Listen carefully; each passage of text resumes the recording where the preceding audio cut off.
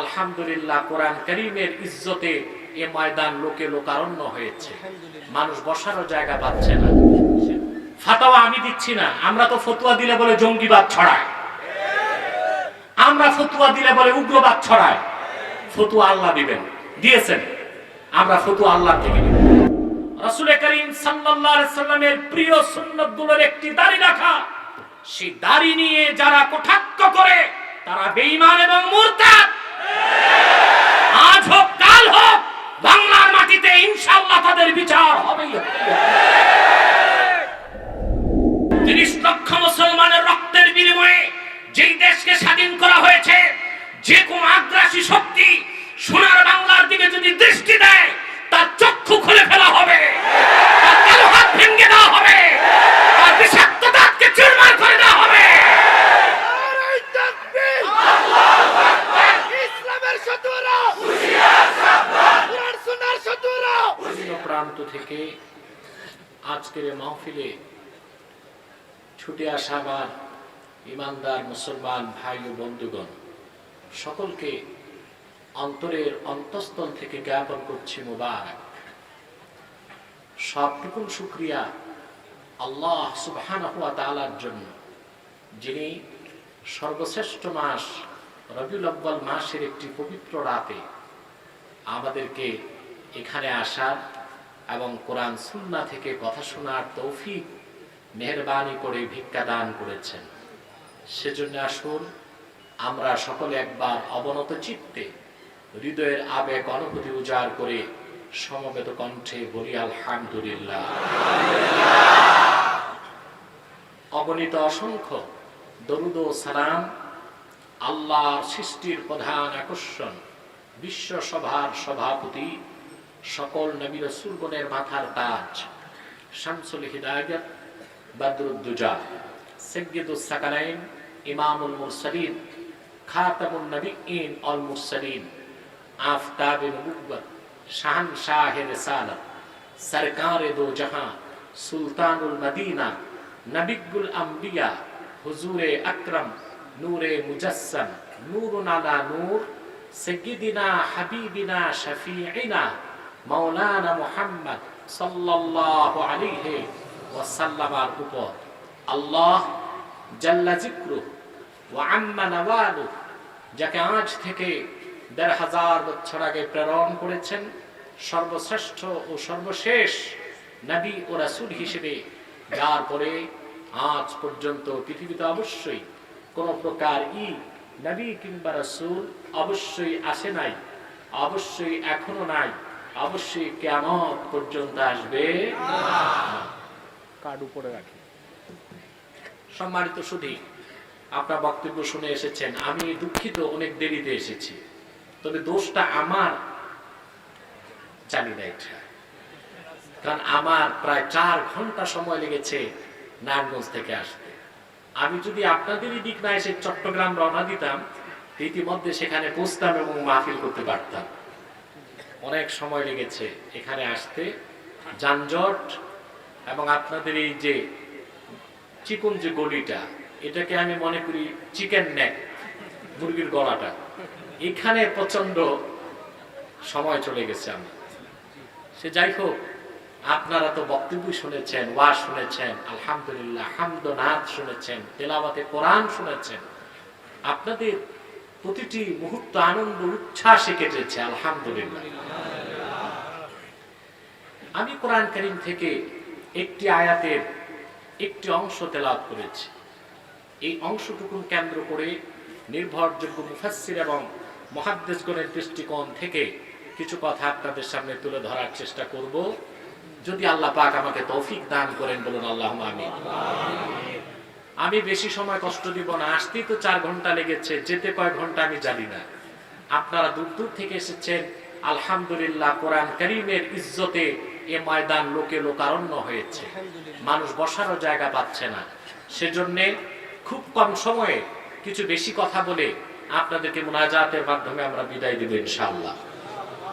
আমাদের প্রত্যেকের বাবাও আছে, মাও আছে, ছিল তো, যাদের নাই ছিল তো, যারা আছে তাদের জন্য দোয়া দরকার নাই নাকি? এখানে লিখেছে শিরোনাম সকল মৃত ব্যক্তির রুহের মাগফিরাত কামনায়, না, এটা ভুল। সকল মুমিন মুসলমান মৃত ব্যক্তির রুহের মাগফিরাত কামনায় আজকের মাহফিল। সেটা আগামীতে সংশোধন করতে হবে।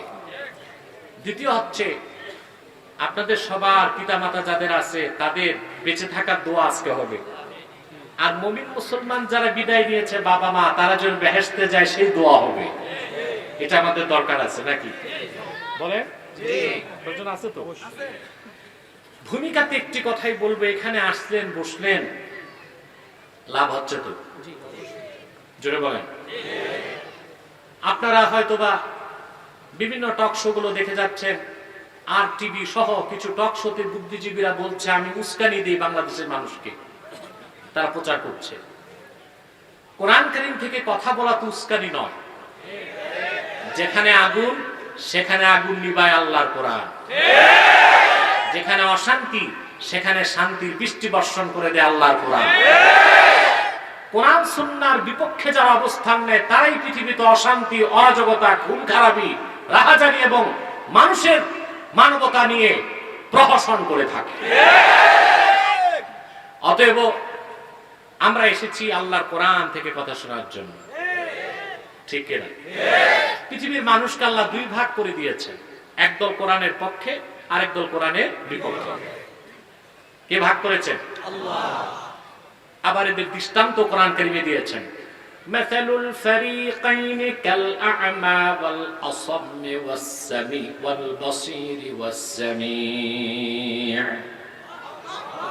দুটো দল, এই দল দুটোর দৃষ্টান্ত হচ্ছে, একটি দল কান আছে, চক্ষুষ্মান, ওরা শোনে, ওরা দেখে। আরেকটি দল কান থাকতে বয়রা, বধির। বয়রা মানে ভাইরা না, বয়রা বধির। আর চোখ থাকতে অন্ধ, কপালটা বন্ধ, ঠিক না? আমরা কোন দলে আছি? এই কোরআনের পক্ষে। কোরআন কারীমের পক্ষে মানুষের যখন নীতি, মন মানসিকতা চলে আসে, কোরআন কারীম দায়িত্ব নেয় ওই লোকটাকে আল্লাহর জান্নাতে পৌঁছানো। আল্লাহর হাবিব ইরশাদ করেছেন, মান জাআলাল কুরআনা আমামাহু কাদাহু ইলাল জান্নাহ। যে ব্যক্তি আল্লাহর কোরআনকে সামনে রাখবে, কোরআন ভিত্তিক জীবন গঠন করবে, কোরআনের নীতি বাস্তবায়ন করবে, কোরআন তাকে টেনে টেনে আল্লাহর জান্নাতে পৌঁছে দিবে। এতে আমরা খুশি না বেজার? বেশি না কম? আমরা খুশি, আল্লাহ খুশি, মাখলুকাত খুশি, কুল কায়নাত খুশি, সৃষ্টিকুল খুশি, সব খুশি। এই ফেকরাটা সরানো যায় না? মাইকম্যান, আপনি উঠবেন না, আপনি উঠলে ডিস্টার্ব হবে। আচ্ছা থাক এটা। প্রিয় সুধী, আমরা খুশি, আল্লাহ খুশি, মাখলুকাত খুশি, কুল কায়নাত খুশি, সৃষ্টিকুল খুশি, ফেরেশতাকুল খুশি, সব খুশি, ঠিক কিনা বলে? শুধু বেজার শয়তান। বেজার কে? শয়তান বেজার। শয়তানের চালাচামুন্ডারাও বেজার। শয়তানের সব চেষ্টা ব্যর্থ হয়েছে, মাহফিল তো কামিয়াব হয়েছে। এখন একটি চেষ্টা বাকি আছে, কোন রকম মুনাজাতের আগে উঠানো যায় কিনা। আমরা নেক নিয়ত করে শয়তানের নাপাক গালে একটা চপেটা ঘাত করতে চাই। আমরা নিয়ত করছি কিছুক্ষণ পরে আজকের মুনাজাত করে গুনাহ মাফ করে নিষ্পাপ বেহেশতি আল্লাহওয়ালা হয়ে বাড়ি যেতে চাই। কারা কারা হাত তুলে আল্লাহ তাআলাকে দেখা।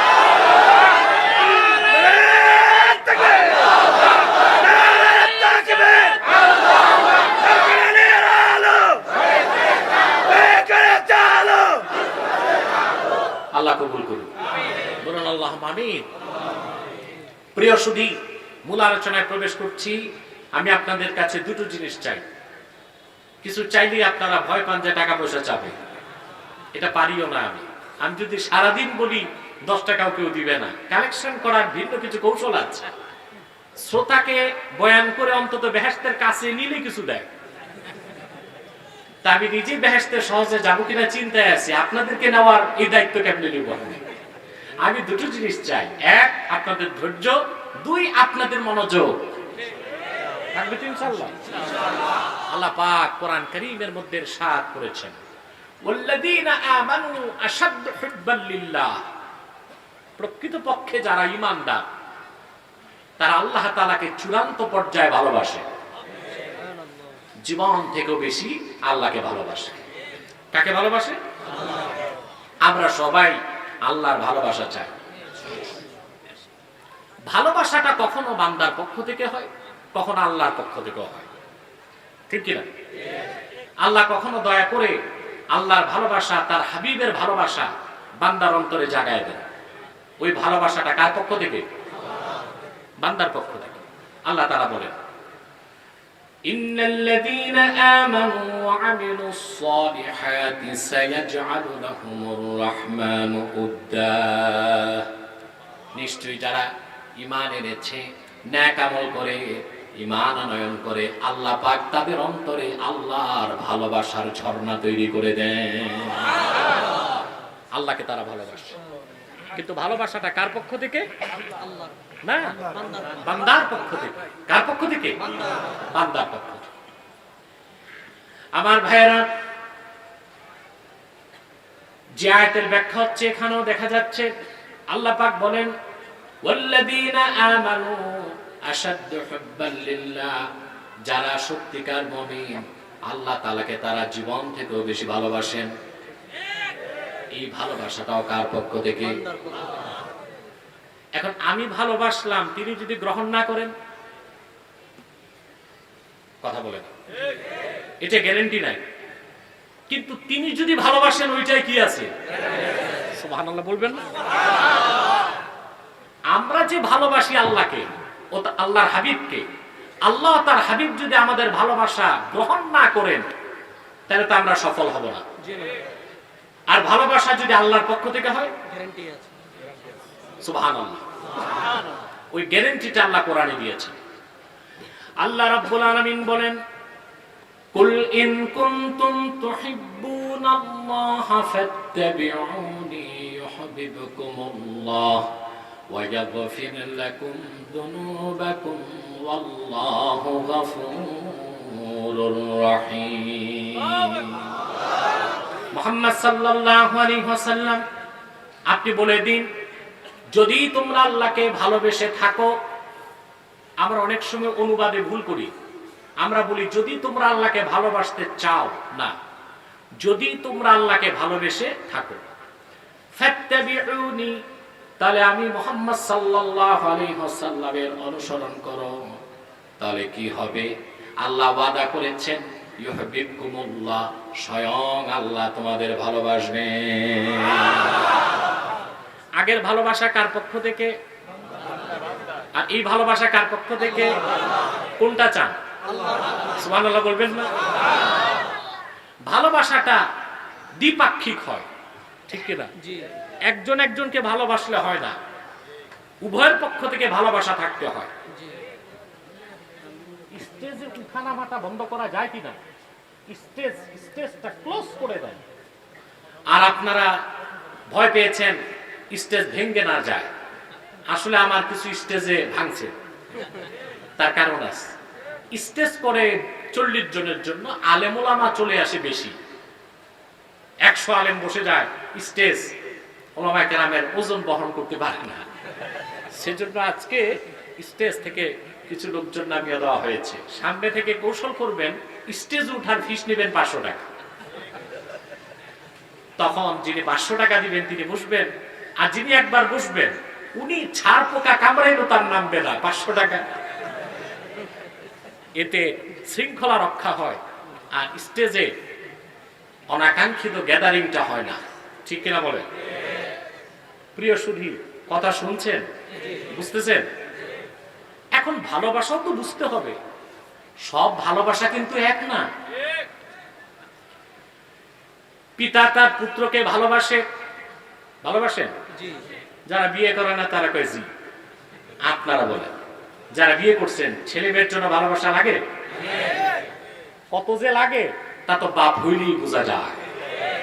রাসূল করিম সাল্লাল্লাহু আলাইহি ওয়াসাল্লাম ইরশাদ করেছেন, আওলাদুনা আকবাদুনা, আমাদের সন্তানগুলো আমাদের কলিজার টুকরা। সুবহানাল্লাহ। এটা বুঝবে কে? বাপ মা, ঠিক কিনা? পিতা তার পুত্রকে ভালোবাসে, ভালোবাসে কিনা? এটা কেমন ভালোবাসে? মুহাদ্দিস লেখেন হিয়াল মুহাব্বাতুল্লাতী তাতাআল্লাকু বিশাফকাত। এই ভালোবাসার সম্পর্ক স্নেহের সাথে। ছেলে যদি চোর হয়, চোরটা হয়, নেশাখোর হয়, ড্রাগ অ্যাডিক্টেড হয়, বাপ কিন্তু তারে ভালোবাসে। পুলিশ এসে খুঁজলো, বাবা তারে লুকায় রাখে, কারণ এটা তার ছেলে, এটা তার ছেলে। এই ভালোবাসাটা কিসের সাথে সম্পর্ক? শাফকাত, শাফকাত, স্নেহ। কিসের সাথে? সন্তান তার পিতাকে ভালোবাসে, ভালোবাসে। বাবা যদি রিকশাও চালায়, ভিক্ষাও করে, ছেলে ভালোবাসবে বাপ। হিয়াল মুহাব্বাতুল্লাতী তাতাআল্লাকু বিল জালালাত। এটা সম্পর্ক জালালাতের সাথে। বাপ যেই হোক বাপ, সন্তান মনে করে তো আমার বাপ, ঠিক কিনা? ভালোবাসার পার্থক্য আছে? কথা বলে না। স্বামী তার স্ত্রীকে ভালোবাসে, স্ত্রী স্বামীকে ভালোবাসে। এটা কেমন ভালোবাসা? হিয়াল মুহাব্বাতুল্লাতী তাতাআল্লাকু বিশ-শাহওয়াত। স্বামী স্ত্রীর ভালোবাসার সম্পর্ক দৈহিক। এটা কি? দৈহিক। শাহওয়াত এটার খাস বাংলা হবে জৈবিক। খাস বাংলা কি? স্বামীর প্রতি স্ত্রীর টান, স্ত্রীর প্রতি স্বামীর টান, এটা প্রাথমিক হচ্ছে দৈহিক। এই জন্য ইসলামের নির্দেশ, বিয়ের আগে ছেলে মেয়েকে দেখবে, মেয়ে ছেলেকে দেখবে। আপনাদের দেশে একটা ভুল কালচার আছে, সেটা হলো ছেলে মেয়ে দেখতে যায় না, যায় তার বাপ তার খালু, ঠিক কিনা? যায় দুলাভাই। যে বিয়ে করবে সে দেখবে না, যারা করবে না তারা দেখবে। এর চেয়ে উল্টা কাজ পৃথিবীর কোথাও মনে হয় খুঁজে পাওয়া যাবে না। দেখবে কে? মেয়েকে দেখবে, মেয়ে ছেলেকে দেখবে। কারণ এই ভালোবাসার সম্পর্কটা কি? শাহওয়াত। এটা সম্পর্ক কিসের সাথে? কয় প্রকার শুনলেন? শাফকাত, জালালাত, শাহওয়াত। কিছু ভালোবাসার সম্পর্ক স্নেহের সাথে, আরেক প্রকার ভালোবাসার সম্পর্ক জালালাতের সাথে, আরেক প্রকার ভালোবাসার সম্পর্ক শাহওয়াতের সাথে। বান্দা আল্লাহকে ভালোবাসে, আল্লাহ বান্দাকে ভালোবাসেন। উম্মত আল্লাহর হাবিব মুহাম্মদ সাল্লাল্লাহু আলাইহি সাল্লামকে ভালোবাসেন, মুহাম্মদ সাল্লাল্লাহু আলাইহি সাল্লাম উম্মতকে ভালোবাসেন। এটা কোন মহব্বত? হিয়াল মুহাব্বাতুল্লাতী তাতাআল্লাকু বিল আজমাত। এই ভালোবাসার সম্পর্ক আজমতের সাথে, ঈমানের সাথে। বলেন সুবহানাল্লাহ। আমাদের দেশে দেখবেন সুফি দরবেশরা ওয়াজে লাইলি মজনুর কেচ্ছা বলে। কি বলে? কয়েক ঘন্টা ফার্সিতে বলে। ফার্সি আমি কম বুঝি, তবে একদম বুঝি না তা না। ফার্সিতে আমার প্রিয় কিতাব হলো মাসনাভিয়ে রুমি, জালালউদ্দিন রুমি রাহমাতুল্লাহ লেখা। এই কিতাবকে মাঝে মধ্যে আমি পড়ি। এখানে রয়েছে যথেষ্ট আধ্যাত্মিকের খোরাক। তো ঘন্টার পর ঘন্টা পীর সাহেব সুফি দরবেশগণ লাইলি মজনুর কেচ্ছা বলে। কিছু লাগবে না, আছে। লাইলি মজনুর কি করে? আচ্ছা বলেন তো, এর মাধ্যমে তারা আল্লাহর ভালোবাসা বুঝাতে চান, অথচ সূক্ষ্মভাবে খেয়াল করে দেখেন লাইলি মজনুর প্রেম কাহিনীর সাথে সম্পর্ক হলো জৈবিক, শাহওয়াত, আর আল্লাহর ভালোবাসার সাথে সম্পর্ক আজমাত, ঈমান। দুই ভালোবাসার পার্থক্য বু'দাম মিনাস সামাওয়াতি ওয়াল আরদ। আকাশ ও জমিনের মধ্যে যত পার্থক্য, তার চেয়ে বেশি পার্থক্য, ঠিক কিনা বলেন? এগুলো আমাদের খেয়াল রাখতে হবে। আল্লাহ তার রাসূলের ভালোবাসা বুঝাইতে তো কোরআন যথেষ্ট। সেখানে এই লাইলি মজনুরকে ছামদারের কোনো প্রয়োজন নাই। পড়তে পারেন, পড়তে মজা লাগে, শুনতেও মজা লাগে, মজার জন্য পড়াও যায়, শোনাও যায়, ঠিক কিনা? সেটা বয়ান করাটা উচিত না। কথা খেয়াল করছেন? আবার ভালোবাসা বুঝতেছেন? আমার ভাইয়েরা, আপনি যদি সৃষ্টি জগতের দিকে তাকান, সৃষ্টির মধ্যে গোটা সৃষ্টি পরিচালনায় আল্লাহ পাক ভালোবাসার বন্ধন রেখেছেন। আপনি খেয়াল করে দেখেন, এই যে ছোট্ট একটা গ্রহ পৃথিবী, এটা সৌরজগতের একটা সদস্য, ঠিক কিনা বলেন? সূর্যকে কেন্দ্র করে পৃথিবী এবং অন্যান্য গ্রহগুলো ঘুরছে। আল্লাহ পাক সূর্যের সাথে পৃথিবীর একটা আকর্ষণ তৈরি করে দিয়েছেন। এটা দুই রকম, একটা অভিকর্ষ আর একটা মহাকর্ষ। পৃথিবীটা সূর্যকে ছেড়ে দূরেও যেতে পারে না, আবার কাছেও যেতে পারে না। আল্লাহর হুকুমে এমন এক মহা আকর্ষণের মাধ্যমে আল্লাহ পাক সৌরজগৎকে সাজিয়ে দিয়েছেন। কোনো বিশৃঙ্খলা নাই। ভালোবাসায় ঘাটতি হলে বিশৃঙ্খলা হয়ে যাবে। ভালোবাসা আছে কিনা? আকর্ষণ আছে কিনা? আমরা যেটা আজকে আলোচনা করব সেটা হচ্ছে আল্লাহর ভালোবাসা। একটা হচ্ছে আমরা আল্লাহকে ভালোবাসি, এটা আমাদের পক্ষ থেকে, আর একটা হচ্ছে আল্লাহ আমাদেরকে ভালোবাসেন। আল্লাহ রাব্বুল আলামিন কোরআন কারীমে তিনি নিজে ভালোবাসবেন, সেজন্য একটি শর্ত দিয়েছেন, সেটা হলো ফাত্তাবিউনি। আল্লাহ রাসূলের ইত্তেবা করতে হবে, অনুসরণ করতে হবে, ঠিক কিনা বলেন? তাহলে আল্লাহ পাক কি করবেন? দুটো কাজ করে দিবেন। আল্লাহ পাক বলেন ইউহিব্বুকুমুল্লাহ, স্বয়ং আল্লাহ তোমাদেরকে ভালোবাসবেন। ওয়া ইয়াগফির লাকুম যুনুবাকুম, তোমাদের জীবনের সব গুনাহ আল্লাহ পাক maaf করে দিবেন। এখন আপনি শতভাগ কনফিডেন্সের সাথে বলেন, বেহেশতের মালিক যদি আপনাকে ভালোবেসে ফেলেন আর আপনার জীবনের সব গুনাহগুলো maaf করে দেন, তাহলে আপনি বেহেশতে যাবেন না তো কে যাবে? বেহেশতের টিকিট কোনো পীর ফকির দিতে পারে না, কোনো দল দিতে পারে না। বেহেশতের টিকিট দিয়েছে আল্লাহর কোরআন।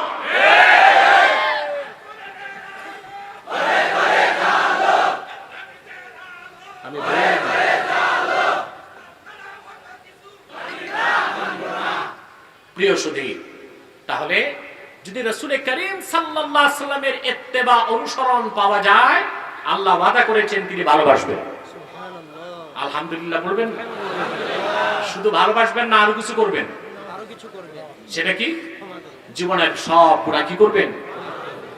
আপনি যত বড় গুনাহ করেন, যত বড় অপরাধী হন, আপনি যদি রাসূল করিম সাল্লাল্লাহু আলাইহি সাল্লামের দ্বীনকে গ্রহণ করে ওনার অনুসরণ করেন, আল্লাহ পাক ওয়াদা করেছেন সব maaf করে দিবেন। সুনান তিরমিজি সাক্ষী, হাদিসে কুদসি আল্লাহ পাক বলেন, ইয়া ইবনা আদম লাউ বালাগাত যুনুবুকা আনানাস সামা থুম্মা ইস্তাগফারতানি লাগাফারতু লাক। রে বনি আদম, তোমার গুনাহগুলো জমে জমে যদি তোমার পাপরাশি আকাশের মেঘমালা পর্যন্ত পৌঁছে যায়, কিংবা আকাশ পর্যন্ত পৌঁছে যায়, তারপরও তুমি যদি আমার কাছে মাফ চাও, আমি আল্লাহ পাক তোমাকে ক্ষমা করে শিশুর মতো নিষ্পাপ ঘোষণা করে দিব। এই ক্ষমা পেতে, এই নাজাত পেতে একটাই শর্ত, রাসূলুল্লাহর দ্বীনকে গ্রহণ করতে হবে, রাসূলুল্লাহর অনুসরণ করতে হবে। সেই জন্য আমি শিরোনামটা সংশোধন করেছি, সকল মৃত ব্যক্তির আত্মার মাগফিরাত কোনোদিন হবে না ঈমান ছাড়া, ঠিক কিনা বলে? ঈমান থাকতে হবে। কোন ঈমানদার ব্যক্তি যদি যত বড় গুনাহগার হোক, ঈমানের দৌলত সিনায় ধারণ করে যদি কবরবাসী হয়ে যায়, তার জন্য যত দোয়া হবে, যত ইসালে সওয়াব হবে, যত বেশি গুনাহজারি হবে, সে কবরে তা পেতে থাকবে। তার লাভ আছে। কি আছে? ইমাম জালালউদ্দিন সুয়ুতি রাহমাতুল্লাহি আলাইহি শারহুস সুদূর কিতাবে লিখেছেন, আল মাক্কিতু ফিল কবরে কাল গারিকি ফিল বাহরে। সমুদ্রের উত্তাল ঢেউতে একটা মানুষ যখন সাঁতার কাটতে থাকে বাঁচার জন্য খড়কুটা খোঁজে, কোন ব্যক্তি কবরে গেলে ওই রকম সে সওয়াব আশা করে, শুধু সওয়াব আশা করে, দোয়া চায়। সুবহানাল্লাহ বলে। কি চায়? দোয়া চায়। কোন দোয়া, কোন মুনাজাত করলেই সেটা সে ওই রকম ভাবে ধরে, সে তার বাঁচার একটা মাধ্যম হিসেবে তা গ্রহণ করে নেয়। বলেন সুবহানাল্লাহ। কিন্তু শর্ত কি? ইত্তেবায়ে রাসূল, রাসূলুল্লাহর উম্মত হতে হবে। উম্মতকে দাড়ি আছে, টুপি আছে, জুব্বা কুর্তা, সলিমউদ্দিন ইবনে কলিমউদ্দিন ইবনে সদরুদ্দিন, এই লোকটাই মুসলমান উম্মত নাকি? আল্লাহর হাবিবের আল্লাহর হাবিব সাল্লাল্লাহু আলাইহি ওয়াসাল্লামের নীতি যার মত তার নাম উম্মত, রাসূলুল্লাহর নীতি যার মত নয় সে উম্মত নয়। তার মানে আল্লাহর হাবিবের দ্বীনকে মনে প্রাণে বিশ্বাস করা ছাড়া উম্মত তো দূরে থাক, একজন আদনা পর্যায়ের মুসলমান হবার সুযোগ নাই। যার ঈমান আছে, গুনাহ আছে, কবরে গেছে, আপনি দোয়া করবেন তার কাছে আসবে। আর যার ঈমান নাই তার কিচ্ছু নাই। তার জন্য এইরকম মাহফিল না 10 লক্ষ মানুষ নিয়ে মুনাজাত করলো, তার কবরে 2 পয়সা লাভ নাই। আমি একটা সহজ উদাহরণ দিচ্ছি। এই যে আমরা দোয়া মুনাজাত করছি, মুমিন মৃত ব্যক্তিদেরকে বেকআপ দিচ্ছি। কি দিচ্ছি? বেকআপ দিচ্ছি, ধাক্কা দিচ্ছি, কোন রকম বেহেশতে ঢুকো, কোন রকম বেহেশতে। এখন ধাক্কা দিলে কখন কাজ হয়? যে গাড়িতে ব্যাটারি আছে দুর্বল, ওটাকে ধাক্কা দিবেন, স্টার্ট নেবে। যে গাড়িতে ব্যাটারি নেই, ওইটা যদি গাজীপুর চৌরাস্তা থেকে ধাক্কায় গুলিস্তান পর্যন্ত নিয়ে যান, ওটা স্টার্ট হবে? যার ঈমান নাই, মুমিন নয়, কিয়ামত তো কি সারা সব মাহফিল করে দোয়া মুনাজাত করে তার ব্যাটারি ঢুকানো যাবে না। সেজন্য ভাইরা আমার, আল্লাহর ভালোবাসা পেতে হলে, জান্নাত পেতে হলে আল্লাহ পাক একটি শর্ত দিয়েছেন, তা হলো মুহাম্মদ সাল্লাল্লাহু আলাইহি ওয়াসাল্লামের অনুসরণ করতে হবে। তাহলে যদি আপনি আল্লাহকে ভালোবাসতে চান, মুহাম্মদ সাল্লাল্লাহু আলাইহি ওয়াসাল্লামের অনুসরণ করতে হবে। মুহাম্মদ সাল্লাল্লাহু আলাইহি ওয়াসাল্লামের অনুসরণ করলে আপনার ভালোবাসা আল্লাহ গ্রহণ করবেন, স্বয়ং আল্লাহ আপনাকে ভালোবাসবেন। মনে রাখবেন, আল্লাহর হাবিব মুহাম্মদ সাল্লাল্লাহু আলাইহি ওয়াসাল্লামের ভালোবাসা যার অন্তরে থাকবে না, সে কোনোদিনও আল্লাহ রাসূল মুহাম্মদ সাল্লাল্লাহু আলাইহি ওয়াসাল্লামের অনুসরণ করতে পারে না। রাসূলুল্লাহ সাল্লাল্লাহু আলাইহি ওয়াসাল্লামকে জীবন থেকেও বেশি ভালোবাসতে হবে। যদি তা না পারেন, তাহলে আপনি মুসলমান দাবি করার কোনো অধিকার রাখেন না। এটা কোরআন সাক্ষী। কে সাক্ষী? আল্লাহ রাব্বুল আলামিন বলেন, আন-নাবিয়্যু আওলা বিল মুমিনিনা মিন আনফুসিহিম ওয়া আজওয়াজুহুম উম্মাহাতুহুম। মুমিনগণের নিকট মুহাম্মদ সাল্লাল্লাহু আলাইহি ওয়াসাল্লাম তাদের জীবনের চেয়ে অধিক বেশি প্রিয়, এবং মুহাম্মদ সাল্লাল্লাহু আলাইহি ওয়াসাল্লামের সম্মানিতা স্ত্রী যারা আম্মা জান, আল্লাহ রাসূলের স্ত্রীগণ উম্মতের মা। বলেন সুবহানাল্লাহ। কে বলেছেন? আল্লাহ। তাহলে রাসূল করিম সাল্লাল্লাহু আলাইহি ওয়াসাল্লামকে জীবনের চেয়ে বেশি ভালোবাসতে হবে। যতক্ষণ আপনি আল্লাহ ও তার রাসূল মুহাম্মদ সাল্লাল্লাহু আলাইহি ওয়াসাল্লামকে জীবনের চেয়ে বেশি ভালো না বাসতে পারবেন, ততক্ষণ পর্যন্ত ঈমানের স্বাদ আপনি উপভোগ করতে পারবেন না। এটা হাদিস, সহিহ বুখারী কিতাবুল ঈমানের হাদিস। যতটুকু মনে পড়ে আমার, হাদিস নাম্বার 25। আল্লাহর হাবিব ইরশাদ করেছেন, সালাসুন মান কুন্না ফীহি ওয়াজাদা হালাওয়াতাল ঈমান, মান কানা আল্লাহু ওয়া রাসূলুহু আহাব্বা ইলাইহি মিম্মা সিওয়াহুমা।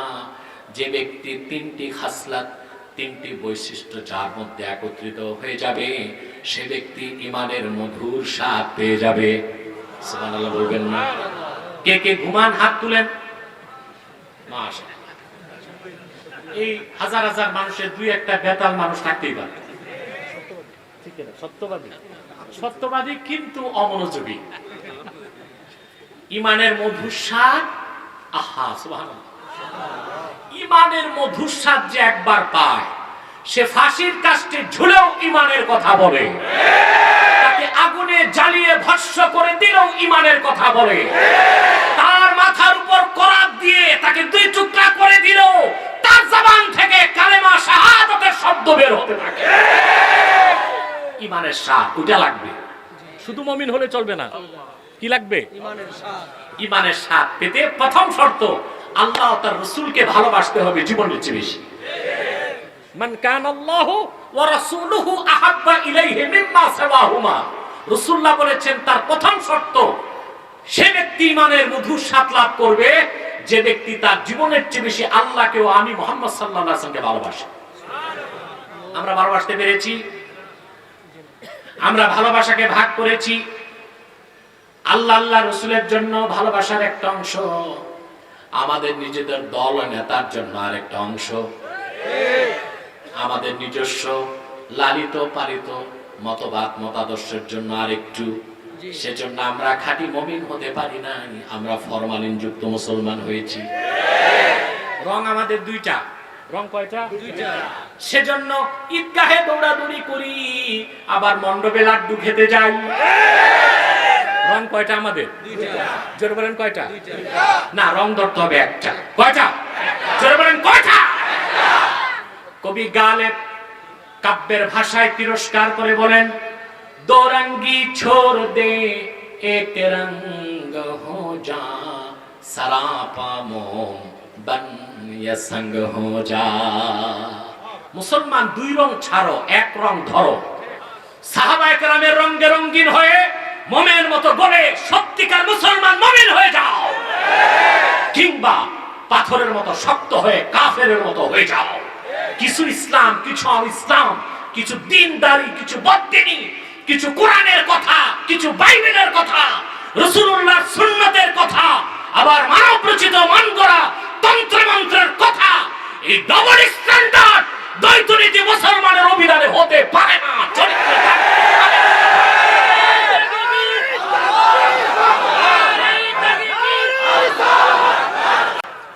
রং হবে কয়টা? কোরআনের রং। জোরে বলেন কোন রং? আর জোরে বলেন কোন রং?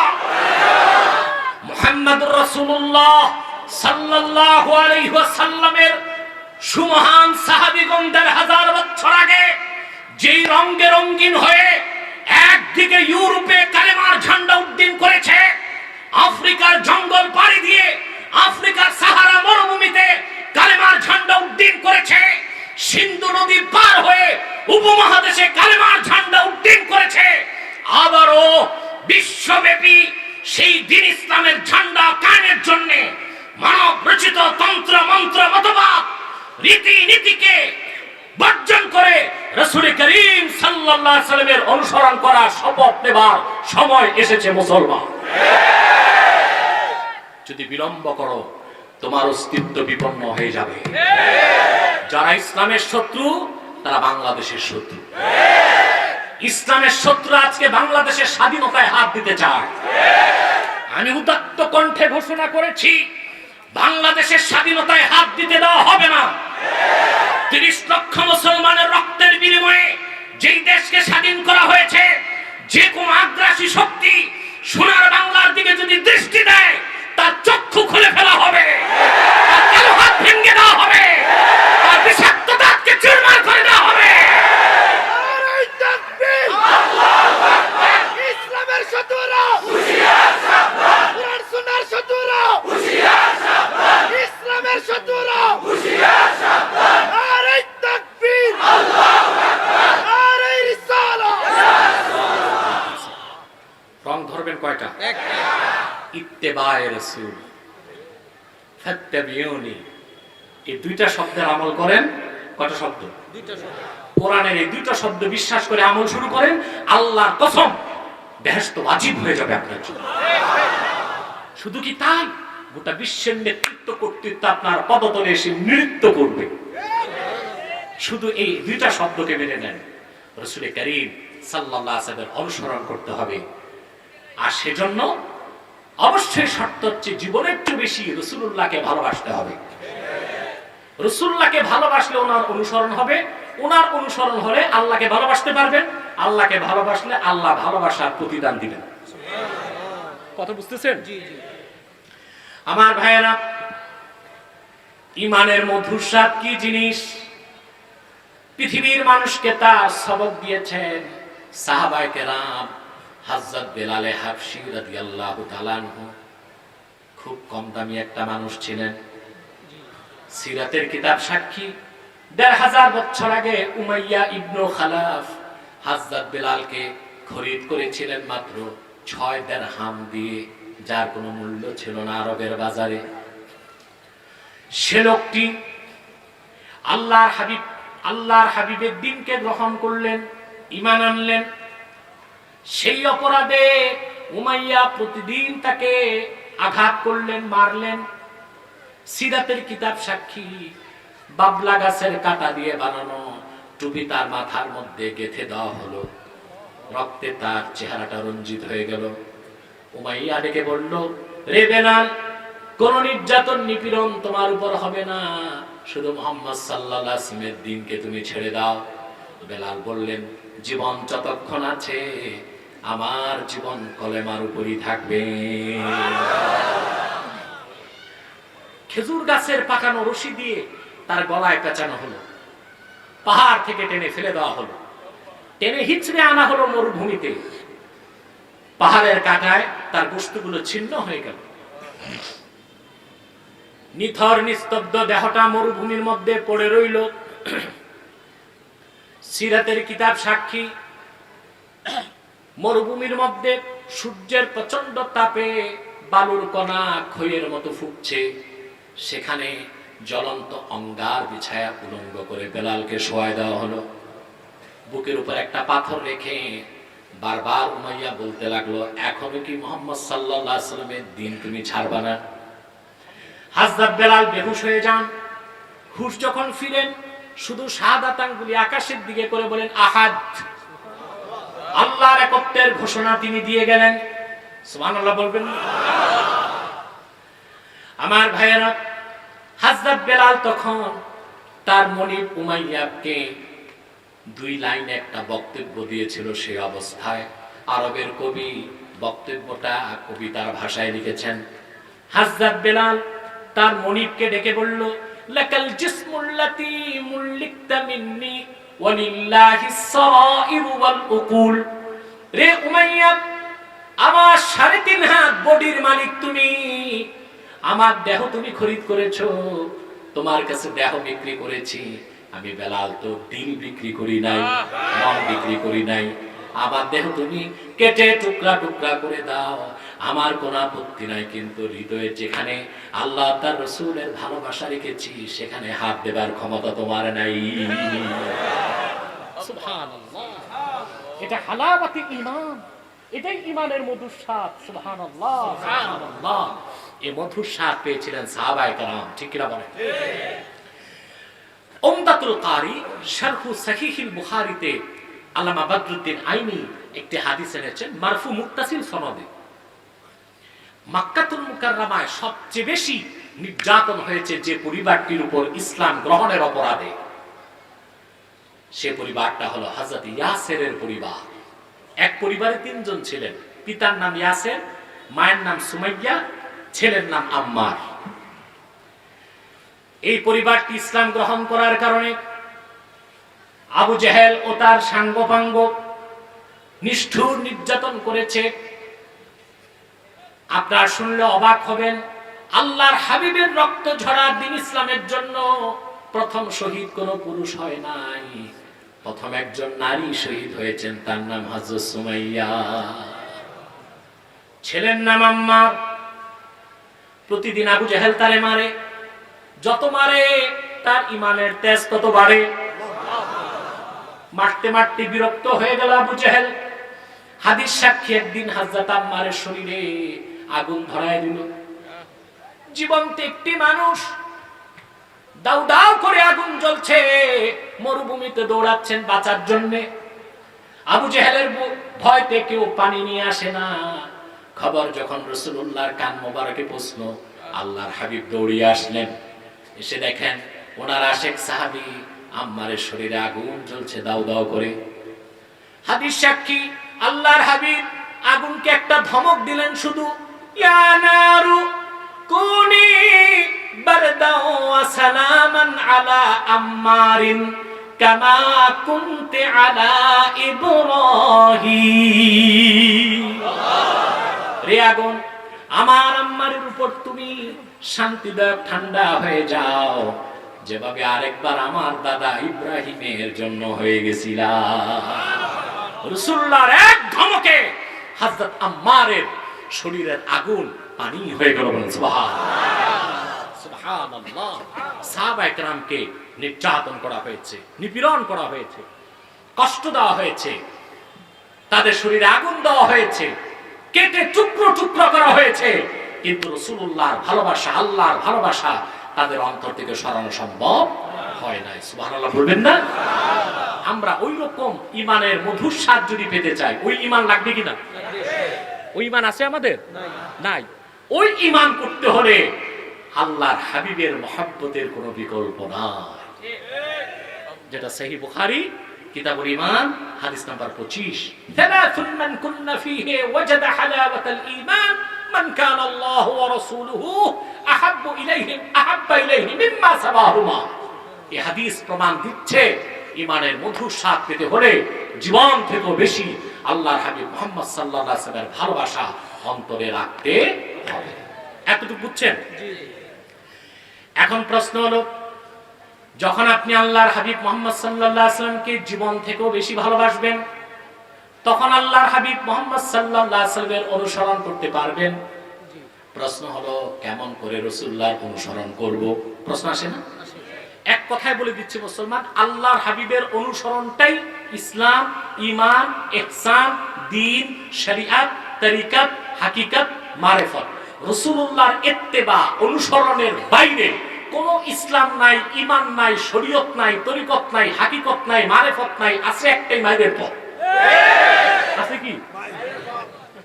এছাড়া আর কোনো পথ নাই। আমাদের দেশে কিছু ভণ্ড পীর ফকির বলে মারিফতের দোহাই দেয়, বলে এগুলো তো মৌলবীরা বুঝবে না, এটা ভেদ আছে।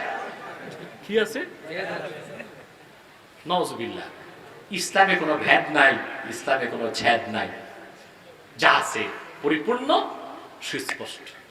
আল্লাহ হাবিব বলেছেন, আমি তোমাদের জন্য এমন একটা দিন রেখে গেলাম, লাইলুহা ওয়া নাহারুহা সাওয়া, যে দিন ইসলামের দিন রাত সমান। ইসলামে কোনো বক্রতা নাই, কোনো অস্পষ্টতা নাই, কোনো ভেদ নাই, কোনো ছেদ নাই, যা আছে মধ্যাহ্নের দিবাকর সূর্যের চেয়েও সমুজ্জ্বল। ঠিক কিনা? অতএব রাসূলুল্লাহর ইত্তেবার বাইরে কোনো শরীয়ত, তরিকত, হাকিকত, মারিফত নাই, কোনো ঈমান নাই, ইসলাম নাই, দ্বীন নাই। আমার একটি কষ্ট হয়, আমার দেশের বুদ্ধিজীবীরা যখন আমাদেরকে বলে ইসলামকে ভাগ করছে, ওরা কি করছে? ভাগ করছে। রেডিক্যাল ইসলাম, মডারেট ইসলাম, থিওলজিক্যাল ইসলাম। ওরা ইসলামে জিহাদের কথা বললে বলে এটা রক্তাক্ত ইসলাম। আর যখন আমরা পাশ্চাত্যের গোলামি তাবেদারি করব, তখন বলে এটা মডারেট ইসলাম। আর যখন শুধু আমরা মসজিদ আর খানকায় থাকবো, বাইরে সব বাদ, তখন বলে এটা সুফিবাদী ইসলাম। ভাগ করছে কয়টা? ভাগ করছে। কি ক্ষমতাটা কি দেখছেন? রেডিক্যাল ইসলাম, থিওলজিক্যাল ইসলাম, মডারেট ইসলাম। ইসলাম ভাগ করার অধিকার কার নাই? আল্লাহ রাসূল আল্লাহর পক্ষ থেকে যে পূর্ণাঙ্গ জীবন বিধান দিয়েছেন সেটাই তো ইসলাম। এর বাইরে কোন সুফিবাদী ইসলাম, কোন রেডিক্যাল ইসলাম, কোন মডারেট ইসলাম বলার সুযোগ নাই। ঠিক কিনা?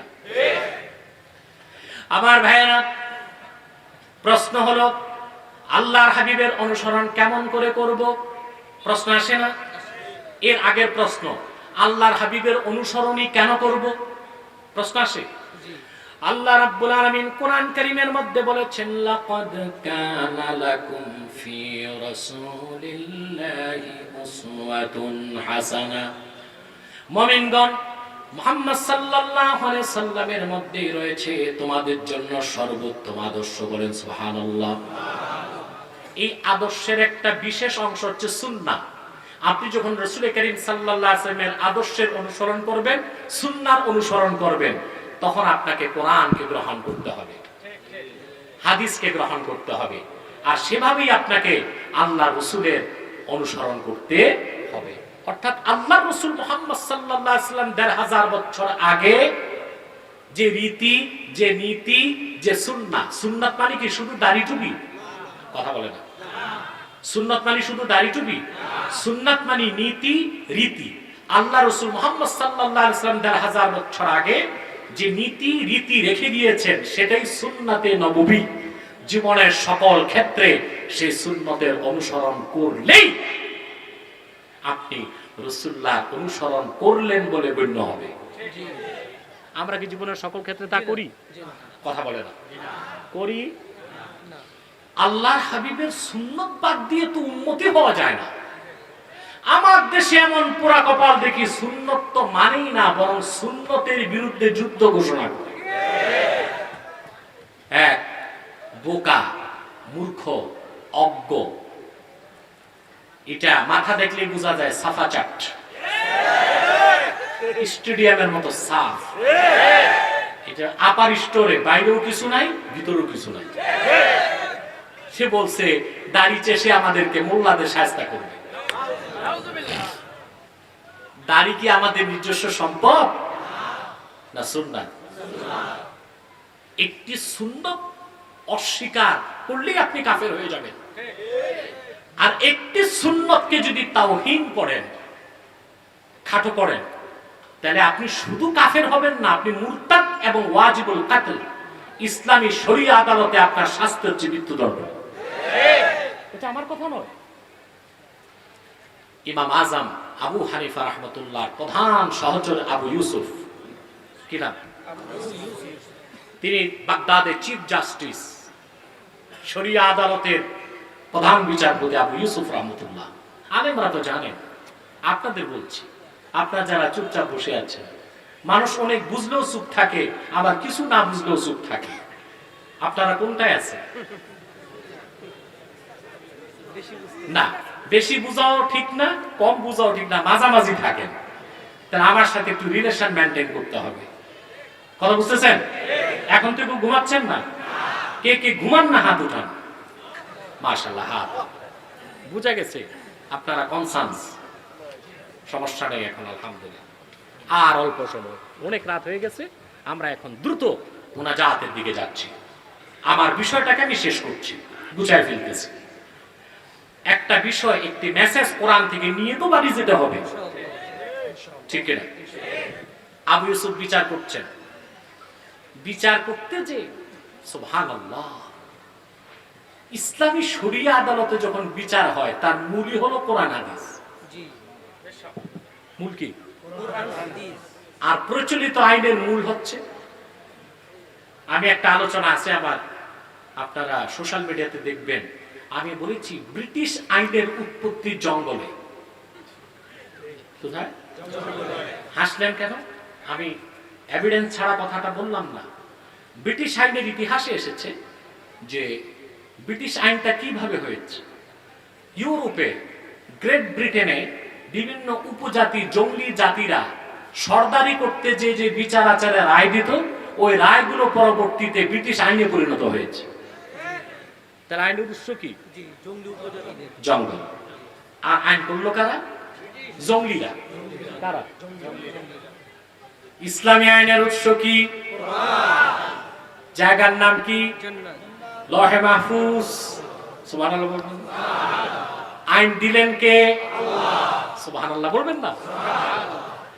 আমরা এত ভালোটা বাদ দিয়া ওই জঙ্গলিদের জঙ্গলি আইনের অনুসরণ করছি, এই জন্য তো আমরা আইন পাই না। বিচারক নিজেই দুঃখ করে বলেছেন, বিচারের বাণী নিভৃতে কাঁদে। আমি বলি না, এখন বিচারের বাণী আদালতের বারান্দাতেই কাঁদে। আগে পালায় কাঁদতো, এখন সবার সামনে কান্দাকাটি করে। ঠিক কিনা বলে? এটা একমাত্র কারণে কোরআন না থাকার কারণে। মহান ইমামগণ শরিয়া আদালতে যে রায় দিতেন কোরআন থেকে, হাদিস থেকে, বুঝলেন? আবু ইউসুফ রাহমাতুল্লাহ বিচার করতে যে একটি হাদিস বললেন, ইন্না রাসূলুল্লাহ সাল্লাল্লাহু আলাইহি ওয়াসাল্লাম কানা ইউহিব্বুদ দুব্বা ফাআনা উহিব্বুদ দুব্বা ফাকালা রাজুলুন লা উহিব্বুদ দুব্বা ফাআমারা আল ইমামু বিকাতলিহি ফাতাবার রাজুলু ফাওরা। আবু ইউসুফ বললেন, আল্লাহ রাসূল সাল্লাল্লাহু আলাইহি সাল্লাম কদু পছন্দ করতেন। আপনারা কদু বলেন না লাউ? এখানে দরকার নাই যে লাউই বলতে হবে, কদুই বলতে হবে, এটা না, যে কোনো একটা বলা যায়, সমস্যা নাই। কারণ উর্দুতে তো কাদ্দু বলে, কি বলে? তো বাংলায় কদু বলতে সমস্যা কি? সমস্যা থাকার কথা? আল্লাহর হাবিব সাল্লাল্লাহু আলাইহি সাল্লাম লাউ পছন্দ করতেন, আমি আবু ইউসুফ লাউ পছন্দ করি। আমি আনায়তুল আব্বাসী ওলাও পছন্দ করি, আপনারা? এক যুবক পাশে দাঁড়ায় ছিল এজলাসে, কোথায়? সে বলে আমি লাউ পছন্দ করি না। আচ্ছা বলেন তো ভাই, লাউ খাওয়া কি ফরজ, ওয়াজিব, সুন্নাতে মুআক্কাদা, সুন্নতে জায়েদা, খেলে ভালো, ঠিক না? শুধু এতটুক বলল আমি লাউ পছন্দ করি না, আমারাল ইমাম বিকাতলি, আবু ইউসুফ রায় দিলেন সে রাসূলুল্লাহর সুন্নতকে অবমাননা করে মুরতাদ হয়ে গেছে, তার গর্দান উড়ায় দাও। তাৎক্ষণিক যুবকটি তওবা করলো, তিনি তাকে মৃত্যুদণ্ড থেকে খালাস করলেন। যদি এতটুক সুন্নত বিরোধী এতটুক বক্তব্যের কারণে ইসলামী শরিয়া আদালতে মৃত্যুদণ্ড কার্যকর হয়, রাসূল করিম সাল্লাল্লাহু আলাইহি ওয়াসাল্লামের প্রিয় সুন্নতগুলোর একটি দাড়ি রাখা, সেই দাড়ি নিয়ে যারা কটাক্ষ করে তারা বেঈমান এবং মুরতাদ। আজ হোক কাল হোক বাংলার মাটিতে ইনশাআল্লাহ তাদের বিচার হবে। সুন্নতকে বিশ্বাস করতে হবে, সুন্নতের অনুসরণ করতে হবে। সুন্নত মানে শুধু দাড়ি রাখা, টুপি পরা, জুব্বা পরা না। সুন্নত মানে নীতি রীতি।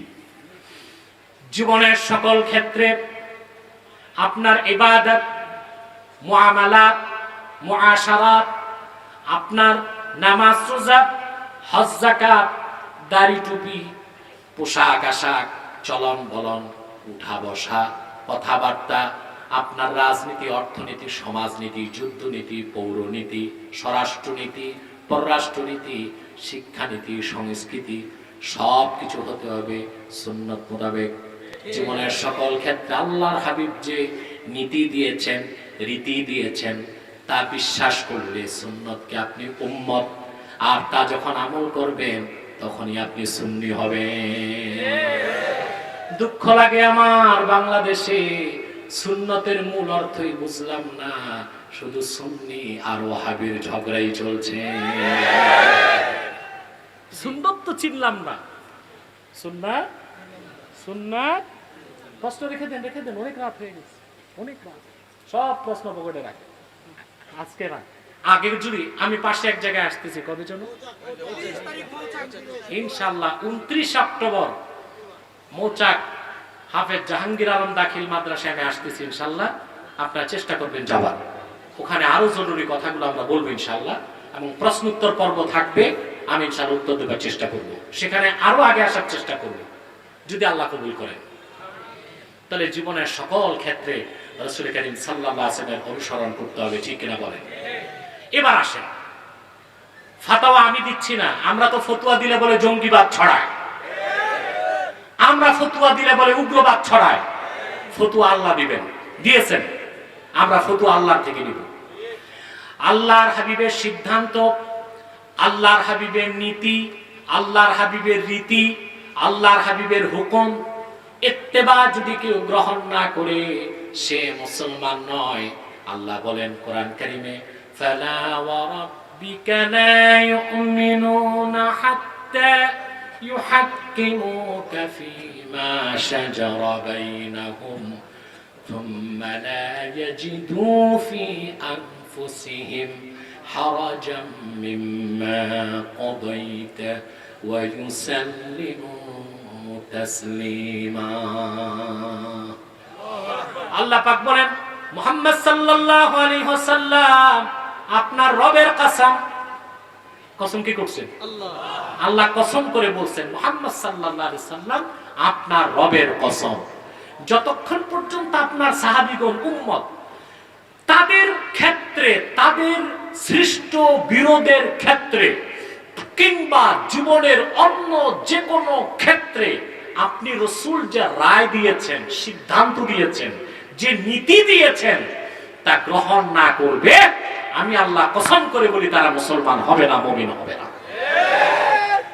এই মানদণ্ডে এবার যাচাই করুন আপনি কতটুকু মুমিন, কতটুকু মুসলিম। পারবেন তো ইনশাআল্লাহ? আমরা মুমিন হতে চাই, মুসলিম হতে চাই। আমাদের কনসেপ্ট হবে একটাই, যতদিন বেঁচে থাকবো ইসলাম নিয়ে বেঁচে থাকতে চাই, ইসলামের উপর মরতে চাই, ইসলামকে বুকে ধারণ করে আল্লাহর সামনে হাজিরা দিতে চাই। মনে রাখবেন, ব্যক্তির চেয়ে দল বড়, দল থেকে দেশ বড়, দেশ থেকে আমার জান বড়, জান থেকে আমার ঈমান বড়, কোরআন বড়। মনে থাকবে? অতএব জীবনের সকল ক্ষেত্রে রাসূল করিম সাল্লাল্লাহু আলাইহি ওয়াসাল্লাম ১৫০০ বছর আগে যে রীতি, যে নীতি, যে সুন্নাত উপহার দিয়েছেন তা ধারণ করেছে কোরআন এবং হাদিস। জীবনের সকল ক্ষেত্রে সেই কোরআন হাদিসের অনুসরণ করলেই আপনি খাঁটি মুমিন হবেন এবং আল্লাহ আপনাকে ভালোবাসবেন। পারবেন তো ইনশাআল্লাহ? ওয়াল্লাযীনা আমানু আশাদ্দু হুব্বান লিল্লাহ। আল্লাহ তাআলা এই কথার উপর যেন আমাদেরকে আমল করার তৌফিক দান করেন। সাদাকাল্লাহুল আযীম ওয়া সাদাকা রাসূলুহুন নবিয়ুল কারীম ওয়া নাহনু আলা যালিকা মিনাশ শাহিদিন ওয়াশ শাকিরিন। আলহামদুলিল্লাহি রাব্বিল আলামিন।